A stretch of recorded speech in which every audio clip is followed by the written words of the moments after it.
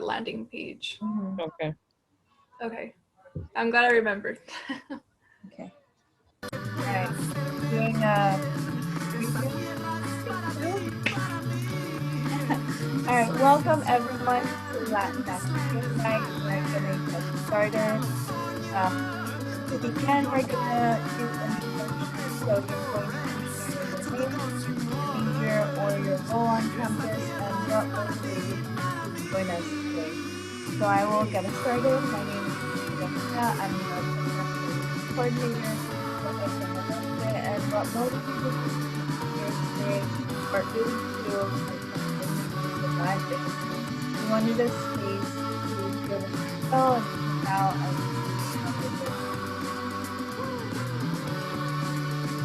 Can you put the volume down a little bit? Thank you. Hi everyone, Ariela Villalpando, PSC for the Promise Scholars Program. What motivated me to join Latinx Game Night is to just be with you all, and it kind of reminds me of a little bit of child nostalgia to be thinking about playing loteria. So I'm excited to share this space with you because it was a big part of me growing up in my Mexican household. So I'm looking forward to playing with you all.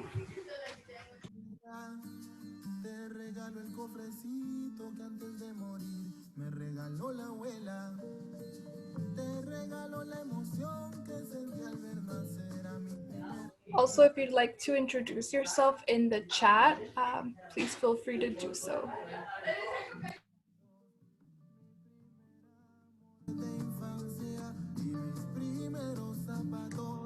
Well, hello everyone. My name is Saul Miranda. I am the Program Services Coordinator for the Dream Center. And motivation to join today. This game reminds me of the times that me and my family would play. It would be in the evenings, but it would probably be like where we'd spit jokes and just it was always a lot of fun and very competitive. But at the end, it always ends with laughter and joy and usually some really good snacks.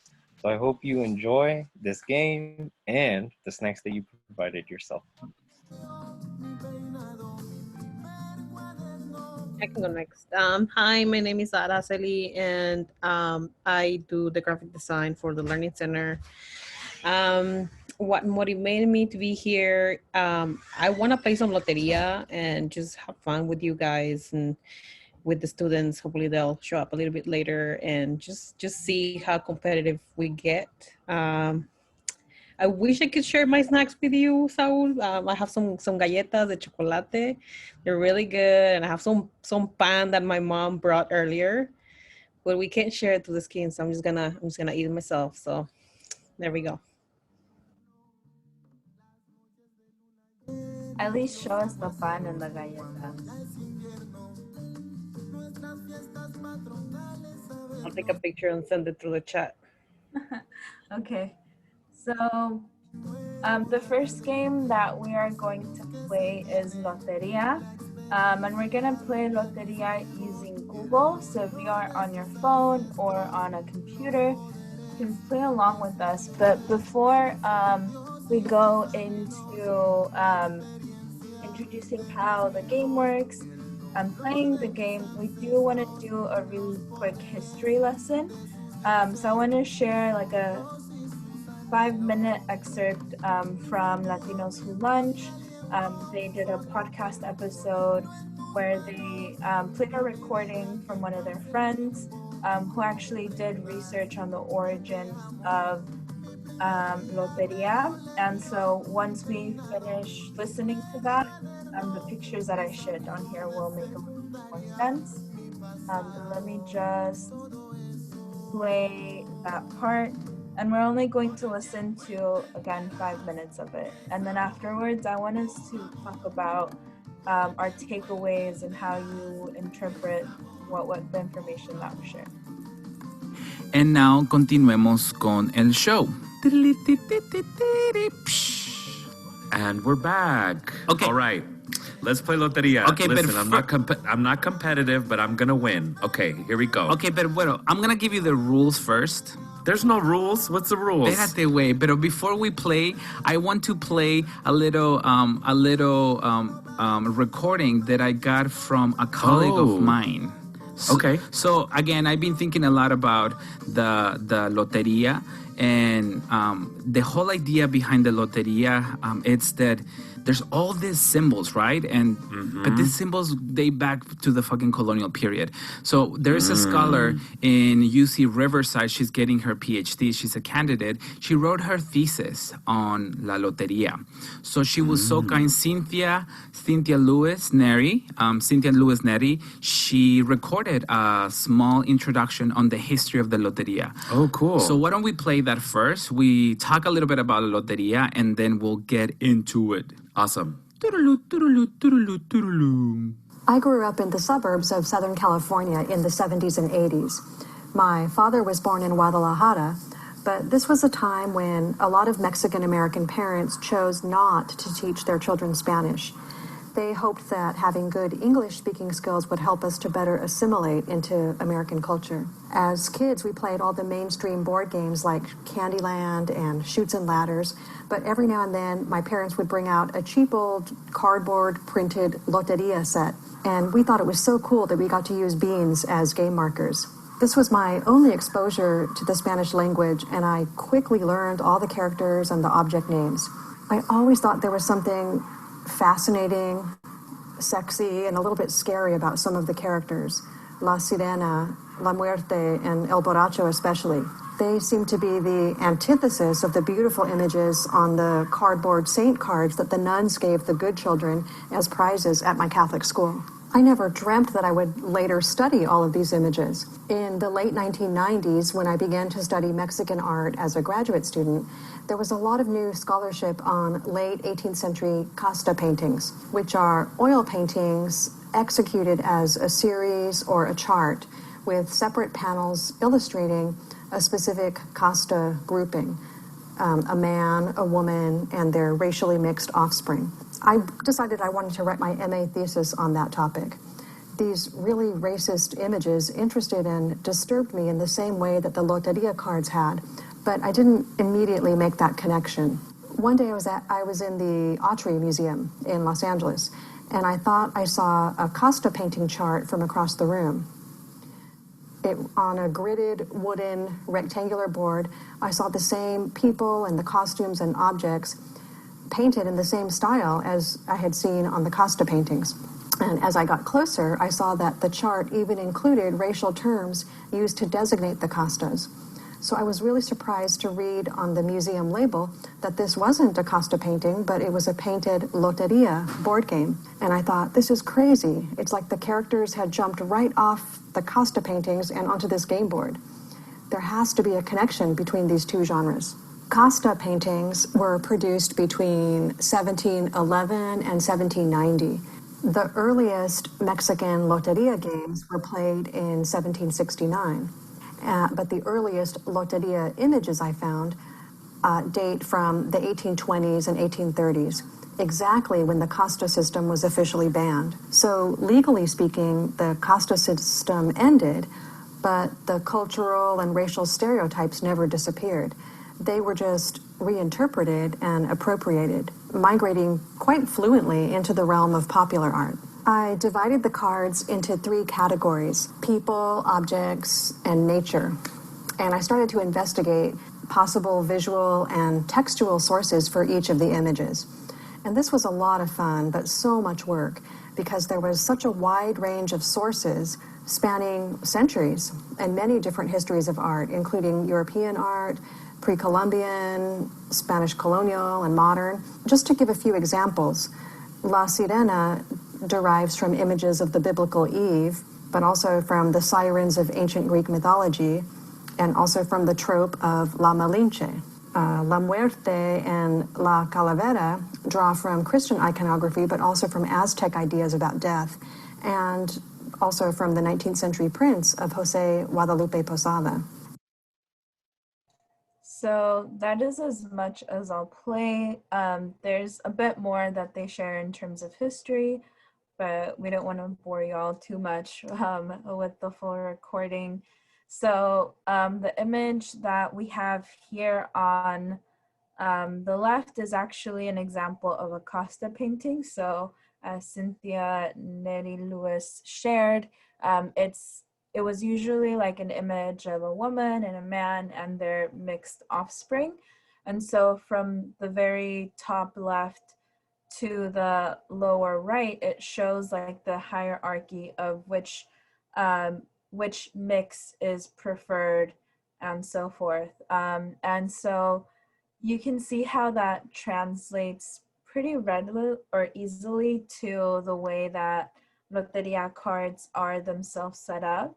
And a lot of the imagery that is found in Loteria again is related to sometimes the imagery that was used in art from the colonial period, from religious symbols, and also borrowed from Aztec and indigenous symbols, but always portrayed through like a European lens. So, which is why the pache looks very stereotypical and so forth. So we did want to like hear from y'all like what you thought while you were listening to this recording, anything that sticks out to you from what was shared. You can use a chat or you can share out loud.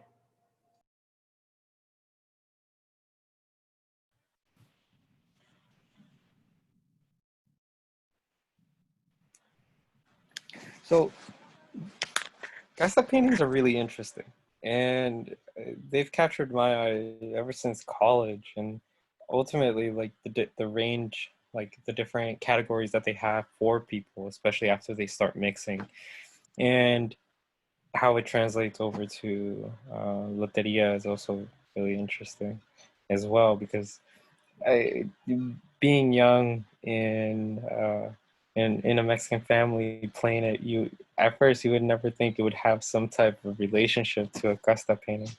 But yeah, thank you for sharing. I really appreciate it, because this is history that ultimately isn't really talked about. When I was growing up, it was something that I had to find out in college. So thank you for sharing.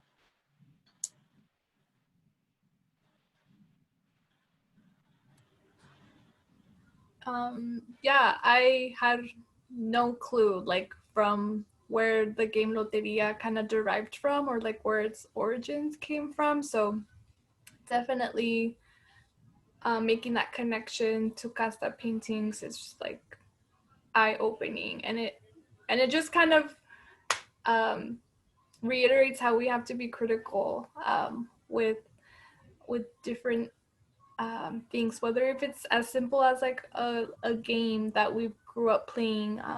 It's important to pay attention to that and just be curious, right? Ask those questions like, well, how come they chose these images? Where do they come from? Why do we play these games? Why has it existed for so long? So it's definitely interesting to like raise those questions and um, yeah, be curious like this scholar was, and making that correlation.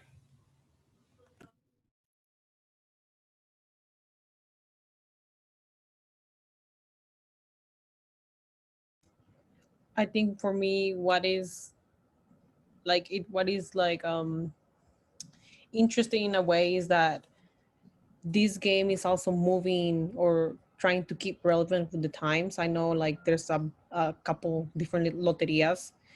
There's like the Millennial Loteria, and there's like this other one, the Joteria, which are both really fun. So it's just interesting. I don't know who exactly is like trying to make it relevant, but it's good because it's part of our culture, and it's important that the kids, you know, grow up with it, and that they have like these fond memories that we have. Yeah, you could even view newer adaptations of Loteria as a way to reclaim the imagery and the iconography that was previously like shared, because it definitely is part of like that colonial period and the way that Spain used like art and culture to conquer Latinoamérica. Margarita, do you have anything that you want to add? Any reactions?